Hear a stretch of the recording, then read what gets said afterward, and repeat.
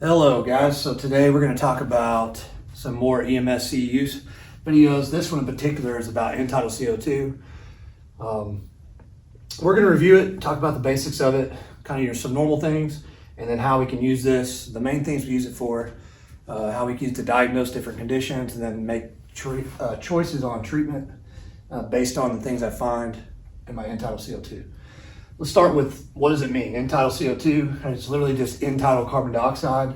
That's the measurement of the level of carbon dioxide at the end of my breath cycle or throughout my breath cycle. So the first number is the measurement, 35 to 45, which is what's considered normal. And that is a measurement of millimeters of mercury. One thing to remember on that is that is not a percentage, that is millimeters of mercury. So we often confuse that because the SpO2 is measured as a percentage. We think that that's percentage 35 to 45. So it can be over 100. It's rare. I've seen it twice in 10 years. But you can have an entitled CO2 that is over 100. And obviously, if you do have that, the patient's very sick. 35 to 45 is what is our normal range, and we'll have lower and higher than that depending on the condition of the patient. We can use that, and we'll talk about it in a minute, about what that can key us off to what's going on. The next is our waveform. Okay? So as the patient exhales, the level of carbon dioxide rises and then stabilizes at the respiratory pause. And then as we inhale, it drops back down. It gives us this plateau-shaped waveform. So that's our standard waveform. That's what we're looking for. You will get other shapes in that due to a variety of reasons, and we'll talk here in a second about why.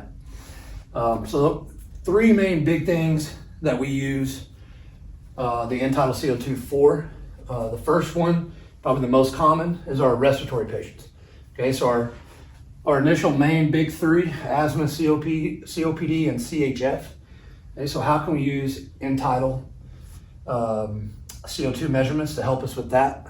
The main one right off the bat is the number. Okay, so a number that's lower than 35 can tell us that there is a significant trapping of air and they're not able to get CO2 out. A number that's higher than 75 can also tell us the same thing. It can tell us that they've been trapping CO2, and that number is the number is now high because it's building up in their lungs. They're at different places when those bronchospasms are starting. Okay. Next, as I just said, is bronchospasm. Right? It can key us in exactly to bronchospasm. The number can tell us that it's happening, but the waveform is really the main thing that we're looking for. Okay, so when we have bronchospasm, we won't have a normal waveform, right? We will have a shark fin waveform. Okay? And the reason that we have is because due to the spasms going on in the bronchi, the air does not get out as fast as it should, so it's slower to get out. So instead of having a sudden sharp rise, you have a gradual rise of entitled, the respiratory pause, and then a sudden drop. Okay? So you'll get this shark fin waveform. So whenever we make a decision, asthma, COPD in particular, but also CHF, if a person tells us that they have COPD and CHF, and I want to look at what I think is the main culprit of the respiratory problem, is it a CHF issue or a COPD issue, and they have a shark fin waveform, I know that they have bronchospasms that are going on, and therefore I can use a breathing treatment to treat that. Okay, so entitled CO2 can show us exactly what's going on, and we know that there's an issue. It can also show us severity of what's going on based on the shape of the waveform and based on the number of the measurement. All right, so next on a common respiratory call we have is anxiety. Basically, a lot of calls come out of shortness of breath, and then we find out that it's an anxiety attack. So how can we key into that? Two ways we can do that. Okay, one or three actually.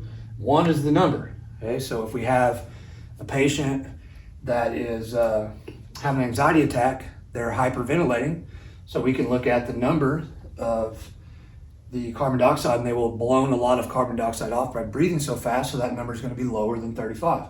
Next, we can look at the waveform.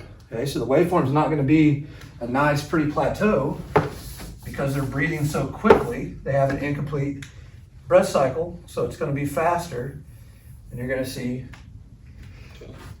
a very quick waveform, and you're going to see the respiratory rate be very high because they're hyperventilating. Right, so we can put entitled CO2 on, we can look at shape, waveform, measurement of the number. Stand by, Go ahead. that's here for us, not you. Medic 3 transporting one patient, non-emergent to St. Francis. Non-emergent St. Francis, Park 34. So as I said, anxiety for hyperventilation, we can look at the waveform, we see the shape, we see the frequency, we look at the respiratory rate number, and then we look at the number of our measurement as being low. We know there's hyperventilation, and we can make a decision that we have a problem with anxiety. Last, the hypoventilation, okay, respiratory failure, pending respiratory failure. We have any of these calls on the top here, and we put the Untitled CO2 on, and we don't see a quick rate or a fast. We see either really long breaths that are very far apart, or we see far apart small breaths that are inadequate. Okay, so we either see a very long, big gulping breath, or we see small, inadequate breaths. Okay, this can tell us this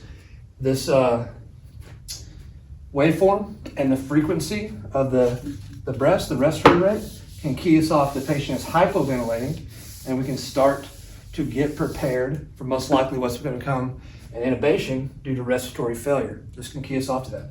So some pretty big calls and a big wide variety: asthma, COPD, CHF, anxiety, and respiratory failure, all quickly identified with the Untitled using the measurement and the waveform. And a treatment choice with all of these. Once we know what we're looking at, we know that we have bronchiospasm, we can use a breathing treatment. We have anxiety, we know we can start talking that person through that. And with respiratory failure, we can be ahead of the curve and be prepared to intubate them if needed, as opposed to them failing, going into respiratory failure in front of us and us being behind the curve. Second's intubation. Okay, so with intubation, we all know Untitled CO2 is our gold standard for confirming our tube. Okay, so for some of us that have been around a while, this is still newer. There's still people that like to use other methods. Okay, so one thing to remember, the only confirmation that matters in intubation today is two confirmations of the tube. The first confirmation is that you visually see the tube go through the cords. That's going to be your first confirmation that's in the right place. The next confirmation is going to be the capnography. Okay, and that capnography is going to be a number and a waveform. The most important is the waveform. Okay, and that's the gold standard. Okay, because we know that all other methods fail the majority of the time. So if you take capnography away, they studied this. It's why they went to Untitled CO2 in the field and require it. The fog in the tube, breath sounds, listening to epigraphic sounds, I can't remember all of them now, but the colorimetric, all the different other methods that were out there, those methods fail 65% of the time. Okay, so we had a whole lot of people that got tubed in the esophagus, and we had a confirmation by multiple ways, and it failed to detect that bad intubation. Okay, so we went to the only one that matters, as I said. First one is see the tube go through the cords. They confirm it that way. Second is Untitled, and the number is important, yes, but the confirmation is done by the waveform itself. Okay. So why is this beyond? We know that the others failed. We know that they studied it, and it failed the majority of the time. Okay. We also know that capnography is 100% accurate. And the reason that's 100% accurate, Where is that? Clear thing. stand by, that's here for us as well. 438. All right, so we know it's 100% accurate. We know that because science says that gas exchange happens in the lungs, and that's the only place that it happens. So the only place that you can produce a waveform on your Untitled CO2, the only way I can produce that is a tube that is in the trachea. It's the only way it can happen. Okay, I can't have that tube cannot be anywhere else and make that happen. So it's 100% accurate. If you don't have a good waveform, you have some other shape of a waveform, or you're getting periods of apnea in between, okay, we know there's a problem. So how do we confirm our tube with the Untitled? We get the tube, we secure the tube, we put our capnography on, we plug it in, we get our monitor going, and I squeeze the bag, and then there's a pause of one to 3 seconds, and I get a waveform. I squeeze the bag, there's a pause, waveform. Squeeze the bag, waveform. Okay, I know I can directly watch this happening. I'm squeezing, waveform, squeezing, waveform, squeezing, waveform. That is a 100% that is a good tube. Okay? So this is how we confirm intubation. Is the only way that matters, is the ultimate gold standard. The others don't matter. Okay, they do not have to be documented, and they probably should not be documented because they are known to fail. Okay, so they're not good information anyway. So numbers wise, okay, what does it tell us? Same thing. Once we have this patient intubated, okay, and we've confirmed our tube, the respiratory rate, okay, that capnography is telling us can guide. It can guide us. It can show us that we're not breathing too fast. Okay, we can see the number right in front of our face. We don't have to worry about whether I'm counting right, etc. I can really just look at the monitor and squeeze the bag and get my rate correct. I can also see that my breaths are an adequate tidal volume. They look normal, okay? So what I mean by that is, we talked about hypoventilation earlier. If I breathe really slow and really squeeze the bag long and hard until it is completely empty, right? I'm gonna get a very long waveform, okay? This is not a normal waveform. So I am bagging incorrectly. Okay? I'm bagging way too slow with way too much tidal volume. Okay? So you can actually watch yourself overinflating the patient's lungs on the capnography. Right, so intubation, basics of it, gold standard for it, 100% accurate, make sure we use it. We're required every time we intubate somebody. We have to have capnography. Last on intubation, the other thing that capnography does that the others did not do is it has an apnea alarm. Okay, so it can protect us from a ventilator failure. It can protect us from, it can do the same with respiratory patients with a nasal capno. Okay, so if I have a nasal capno on and that patient and I'm not watching them at the time, I can hear the apnea alarm go off. Same thing with intubation. If my vent stops working, I get an apnea alarm. So it's very good. Protects me, protects my patient. Last is cardiac arrest. Okay, so these two kind of go together. We have an Untitled CO2 measurement and cardiac arrest after we've intubated them. Okay, so what's it tell us during cardiac arrest? It tells us, the number one thing it tells us is CPR quality. The first thing it tells us is the quality of CPR. Okay, so if I intubate somebody and they have a extremely low capnography, that tells me that person has been down for a little while and there was no bystander CPR going on. If I intubate them and they have a relatively normal capnography when the code starts, it tells me that they weren't down that long or they had quality CPR going, one of the two. Okay? And then once we start doing CPR, if they have a low number and it doesn't start raising, doesn't come back to a higher range, it doesn't move up at least 5 to 10 millimeters of mercury, I have low quality CPR and I need to improve my CPR. Okay? ROSC. Okay, so just like the gold standard for intubation is capnography, the gold standard for finding ROSC is capnography.